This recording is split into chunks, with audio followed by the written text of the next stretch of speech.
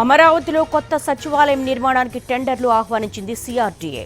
సచివాలయానికి 4 టవర్లు, HOD office నిర్మాణానికి టెండర్లు పిలిచారు. హెచ్ఓడి టవర్ నిర్మాణానికి 1,126 కోట్లకు, సచివాలయానికి 1-2 టవర్ల కోసం 1,897 కోట్లతో మరో టెండర్ను ఆహ్వానించారు.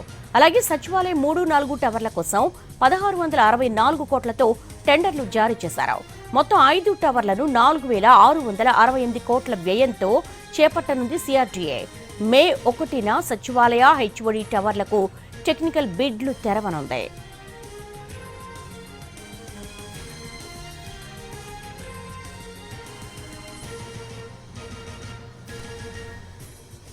అమరావతిలో కొత్త సచివాలయం నిర్మాణానికి టెండర్లు ఆహ్వానించింది సిఆర్డీఏ.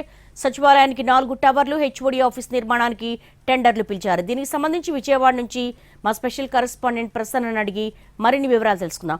ప్రసన్న, ఈ టెండర్లకు సంబంధించి డీటెయిల్స్ ఏంటి, మీ దగ్గర ఇన్పుట్స్ ఏంటి? దేవి, యాక్చువల్గా ఇది ఒక కీలక డెవలప్మెంట్ అనే మనం చూడొచ్చు. ఎందుకంటే ఆల్రెడీ ఇప్పటికే అమరావతి రాజధాని పనులకు సంబంధించి ముందడుగు పడుతూ ఉంది.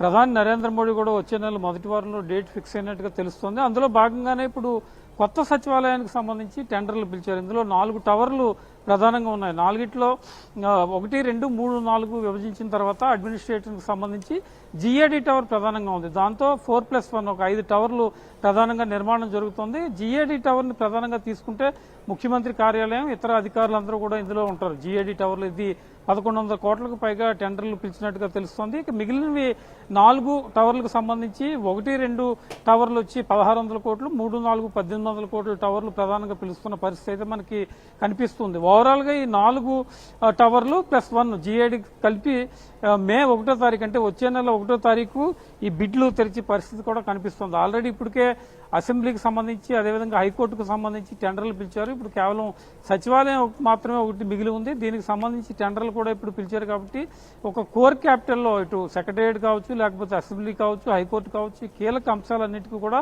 టెండర్లు పిలుస్తున్న పరిస్థితి దాదాపుగా పూర్తవుతుందని చెప్పుకోవచ్చు. మరి మే 1వ తారీఖు తెరిచిన తర్వాత ఎవరు దాన్ని కోర్టు చేస్తారు ఏంటి అనేది చూడాలి. మొత్తానికి రాజధాని పనులు ప్రారంభంలో భాగంగా ఏప్రిల్ నెలాఖరు నుంచి ఆల్రెడీ ఇప్పటికే కొంతమంది ఇక్కడ వర్క్ చేస్తున్న పరిస్థితి. అఫీషియల్ గా ప్రధాని నరేంద్ర మోడీ వచ్చిన తర్వాత పూర్తి స్థాయిలో పనులు మొదలయ్యే అవకాశం అయితే మనకి కనిపిస్తోంది. మరోవైపు 2వ విడత ఎక్స్పాన్షన్ కోసం భూ సమీకరణ చేయాలని కూడా ప్రభుత్వం నిర్ణయం తీసుకుంది. దానికి సంబంధించి కూడా ఉదయం మంత్రి మాట్లాడారు. భూ సమీకరణ, సేకరణ అనేది క్లారిటీ లేదు, కానీ 2వ విడత భూములు అయితే అవసరం అవుతాయి. దాదాపు 30,000కు పైగా భూములు కావాల్సి ఉందని ప్రభుత్వం అంచనా వేస్తోంది. అంతర్జాతీయ విమానాశ్రయానికి కావచ్చు, లేకపోతే పరిశ్రమల ఎక్స్పాన్షన్ కావచ్చు, ఉద్యోగాల కల్పన కావచ్చు, వీటన్నిటికీ సంబంధించి ముఖ్యమంత్రి ఒక లార్జ్ స్కేల్లో దూరదృష్టితో ఆలోచించి భూమి అదనంగా కావాలని కోరుతున్న పరిస్థితి కనిపిస్తోందని మంత్రి చెప్పారు. కాబట్టి త్వరలోనే దీనికి సంబంధించిన నోటిఫికేషన్లు కూడా వస్తాయి. మొత్తానికి అమరావతి సచివాలయంలో ఒక కోర్ క్యాపిటల్కి సంబంధించి ఏదైతే ముఖ్యమో, అంటే హైకోర్టు కానీ, అసెంబ్లీ కానీ, సచివాలయం కానీ ఏదైతే ముఖ్యమో దాని మీద ప్రధానంగా బేస్ అయి